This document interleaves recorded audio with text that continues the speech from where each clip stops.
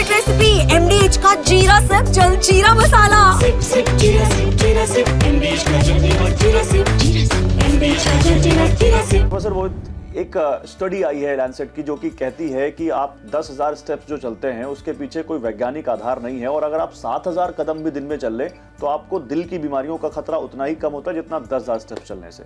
आपका इस पर क्या मानना है? मैं अगर आपको केवल एक लाइन में इस बात को स्पष्ट करूं, चलना बहुत आवश्यक है।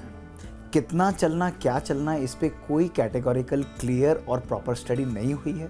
लेकिन अगर आप नहीं चलते हैं और मात्र अगर आप अपने घर से निकलकर बाहर चलना आरंभ करते हैं, चाहे वो 2,000 कदम हो, चाहे वो 4,000 हो, चाहे वो 6,000 हो या वो 10,000 हो, वो आपके हार्ट को प्रोपोर्शनली बेनिफिट करता है। इसको मैं स्पष्ट कर देता हूँ ये कंट्रोवर्सी हो क्यों रही है।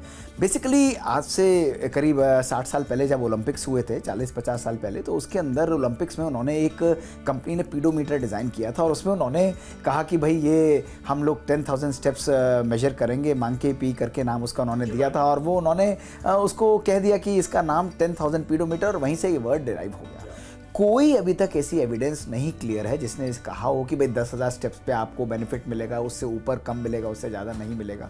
इसलिए अलग अलग लोगों ने अलग अलग प्रकार के लोगों के वॉकिंग को मेजर किया। उन्होंने क्या शो किया कि जैसे जैसे आप चलना आरंभ करते हैं, आपके हार्ट अटैक, हार्ट की बीमारियों से डेथ होने के चांसेस धीरे धीरे ग्रेजुअली कम होते जाते हैं। ये बेनिफिट आपको मात्र 2,000 कदम चलने पर भी मिलने चालू हो जाते हैं।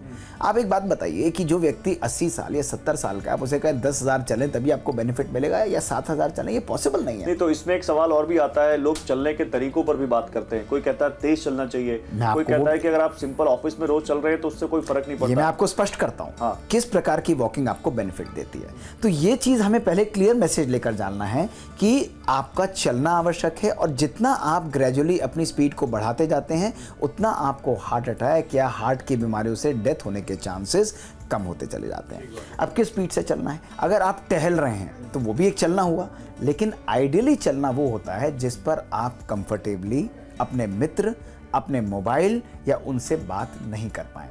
एक बुजुर्ग व्यक्ति जब थोड़ी सी हल्की स्पीड पर भी चलेगा उसके लिए बात करना मुश्किल हो जाता है, उसके लिए वो स्पीड परफेक्ट है। और अगर आप या मेरे जैसा कोई व्यक्ति हो, वो ब्रिस्क वॉकिंग करेगा जिसमें वो अपने कंफर्टेबली मोबाइल या उस पर बात नहीं कर पाए, वो एक आइडियल और प्रैक्टिकल स्पीड मानी जाती है। कि जब भी आप नॉर्मली चलते हैं, जब आप वॉक कर रहे हैं, आपके ब्रेन में ब्लड फ्लो क्या होता है, वो इंक्रीज होता है। गाबापेंटिन जो ब्रेन के अंदर हैप्पी इमोशंस को लाता है और काम रखता है, सेरोटोनिन, ये इन सब का फ्लो बढ़ता है।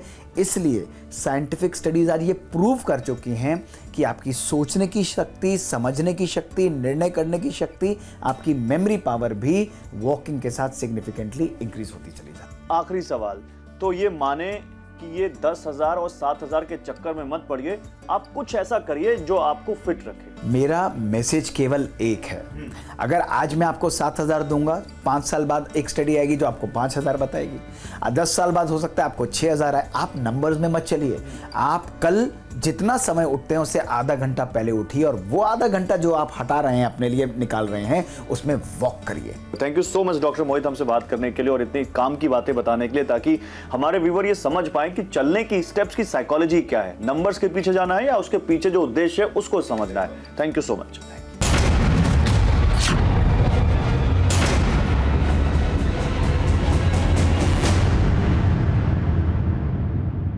ये है सीक्रेट रेसिपी MDH का जीरा सिप जलजीरा मसाला।